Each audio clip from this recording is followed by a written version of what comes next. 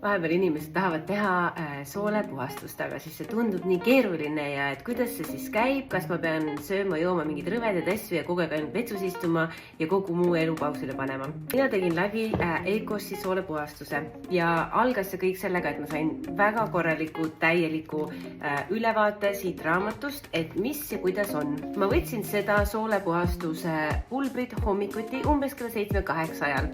Jõin tassitäie sooja vett koos sellega.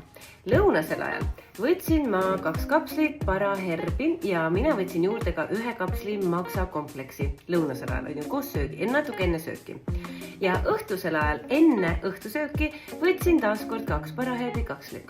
Ehk siis lihtne, kerge, selge, maitses hästi ja ma tundsin mõlemat. Ma tundsin, et see toimis mu kehas. Ja ma tundsin, et mul on võimekust jätkata oma tavaeluga. Ehk siis ei pidanud istuma kogu aeg vetsus, ei pidanud olema kodus ja sain teha oma tavaelu, isegi reisil käisin ja sain teha ka põhjaliku soolepuhastust. Nii et ei ole keeruline.